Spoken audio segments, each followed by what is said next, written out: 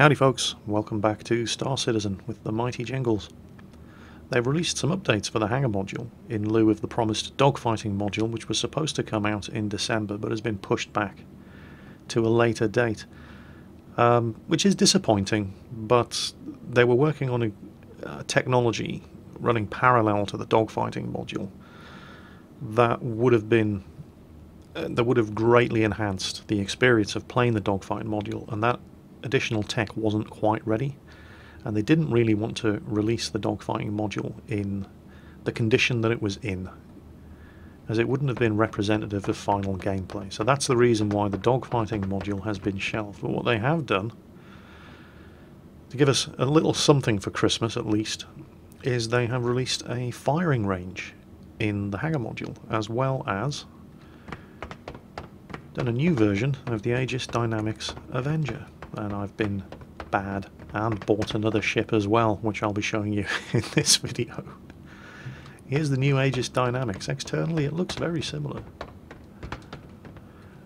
but what's new in this version, well, I'll take you around the back and we'll show you. You may also note, and there's actually a couple of other things that they've done sort of under the hood, as it were. You'll notice that the screen doesn't jerk when I move the camera around anymore. It's a lot smoother.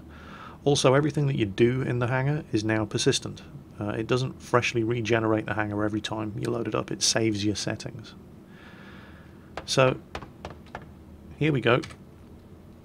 This is, try and get it working. There you go. This is what they've done with the Avenger. Now you access the cargo hold at the back here, and this is how you enter the cockpit now.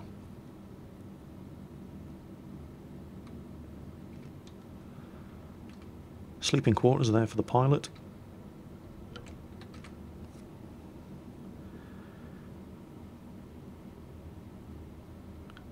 And there's the cockpit. Still no pop-up holographic heads-up displays, but they will be implemented in the final version. And that's the new version of the Aegis Dynamics Avenger. Let's get out of here and show you what else is new.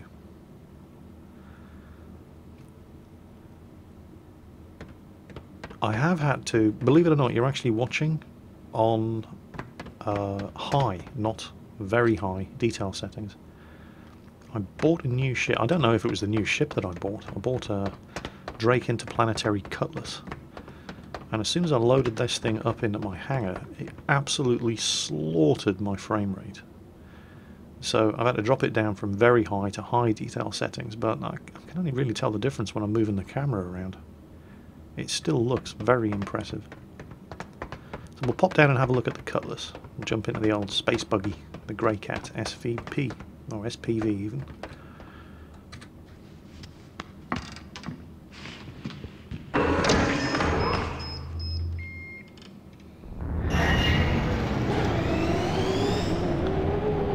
The Cutlass is parked over here, just behind the Constellation. I have to admit, I was a little disappointed with the Cutlass. I mean, you know, not with the ship itself. The ship looks fantastic, but there's very little that you can actually do inside it compared to the Constellation, which is fantastic. The Constellation seems to be almost finished. All of the turrets work. You can man all of the positions. It's even got a working toilet. You can go and take a shit inside the Constellation. But there's only really one working station inside the Cutlass. Cutlass, manufactured by Drake Interplanetary. It's got an outsized cargo bay. It's got a tractor beam mount. It's got ship boarding clamps. Purely for deep space salvage and search and rescue, of course. Not for piracy. Oh, no, no, no. That would be illegal. Of course, these kind of ships are going to be very, very popular if you decide to set yourself up as a space pirate. See the old vectored thrust nozzles there. I think they rotate. Yep, the whole engine modules rotate. And you can see, I mean, you know, very wide cargo bay there. Oh, seems to be... Oh, it's a toilet. Can't use it. That actually reminds me, It's very, very similar of the toilet on board a C-130 Hercules, which is as basic as that. You can see there's all sorts of things in here that are going to be usable, but at the moment aren't. I mean, this is particularly disappointing. You have a seat there which takes you up to a turret position, but unlike the same deal in the Constellation, this hasn't been implemented yet. It just doesn't work. Now you can see there's a two-seat arrangement in the cockpit of the Cutlass, and I'm not sure which is which. Pilot at the back, gunner at the front. That would be the normal configuration in a gunship, but this seat doesn't work yet. This one does, which would suggest that this is the pilot's seat, but I don't know, could be wrong. And there it is. Again, a little disappointing that more of this hasn't actually been implemented yet, but it is pre-alpha.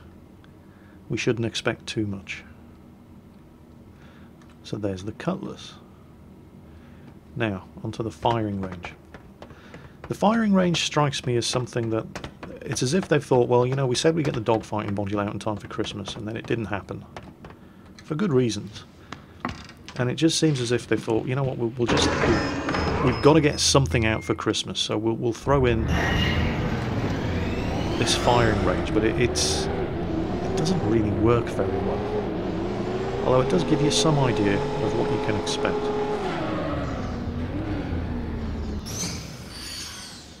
It's a bit clunky. The interface is, well, I'll show you what I mean. It's essentially the same interface that you use for the holotable where you pick and outfit your ships. And here's the firing range here. So there are your targets, and here is a weapon mount. Obviously you can sit in the weapon mount. Now, there's no weapon mounted at the moment, so here's how it works. So you access the holotable. And what you have to actually do is, for example, you pick a ship. So let's take the Freelancer, and then you switch to the weapons display, which allows you to remove a weapon.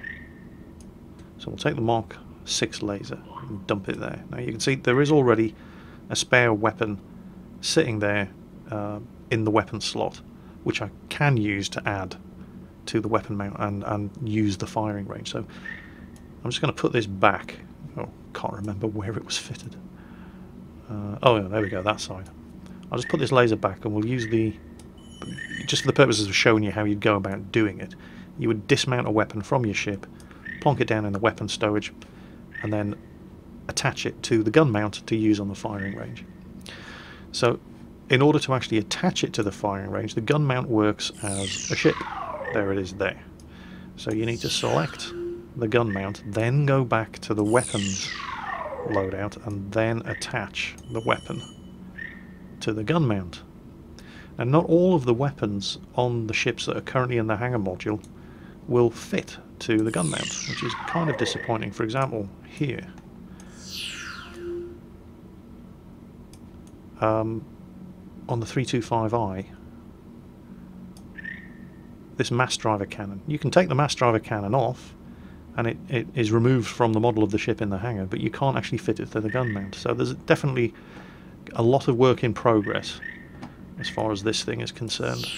But just as an early example of how the firing range is going to work, there it is. We've got a what is it? An Omnisky 6 laser cannon, and we've mounted that to the weapon mount. Now you need to shut this down. And oh, there's a bug. There you go, glitchy as all hell. Pre-alpha, what do you expect? And now you can actually sit in the mounting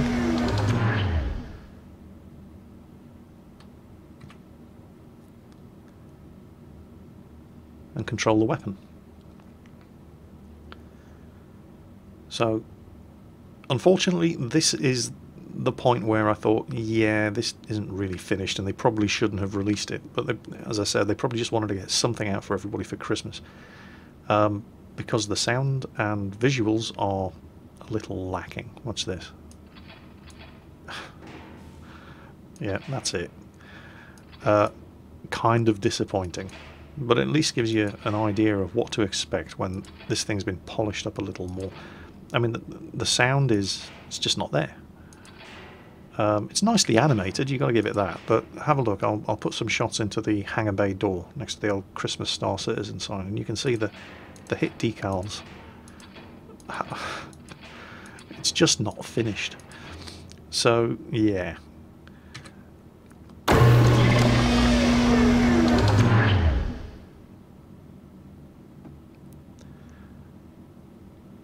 So that is the firing range. One other word about all these bits and pieces that they're adding onto the hangar module. At the moment, they just have to literally bolt an extension onto the hangar and fit them in there, because the technology isn't there yet for them to have multiple instances of rooms. This is not the way it's going to look when it's finished. You don't want to be firing laser cannons inside your hangar. There is going to be a dedicated firing range room which will branch off from your hangar. At the moment, they just bung down into the hangar because the tech isn't there to have multiple rooms in the hangar module yet. And that is about it, except for one other thing, one other little Christmas giveaway. You can buy yourself a fish tank.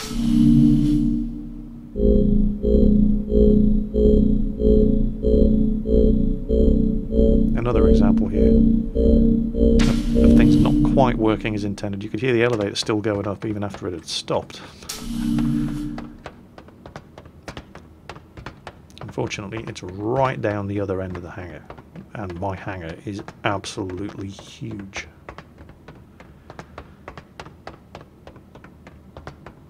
The fish tank is available for in-game credits. It's at the Voyager Direct store, not the Pledge store on the Star Citizen website.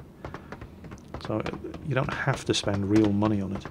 And they did give everybody 1,000 credits each to stock it up with fish as a little Christmas present. Over here you can see my display case with a ship model in it. And in the deluxe hangar here, this is where you select, in fact I'll switch to third person view, and you can see, there you go, this is where you select your clothing. It's in a different position depending on which hangar you have. And there's the fish tank. It's just an extra little piece of fluff that you can decorate your hangar with. There's going to be all sorts of stuff like this. Stuff that you can buy in the store. I dare say there's going to be stuff you can salvage and pirate. Trophies and stuff that you can use to decorate your hangar with. And there it is. And, huh. How long has this been here? This is new. Or I just haven't noticed it before. What does it do? Oh right, it looks like this is going to be an equipment locker. Does it actually do anything? No, it just pops in and out. So there you go. New stuff in the Star Citizen hangar module. Obviously looking forward to the release of the dogfighting module, but still no word on exactly when that's going to be released. In the meantime, hope you've enjoyed the video. Take care out there folks, and I'll catch you next time.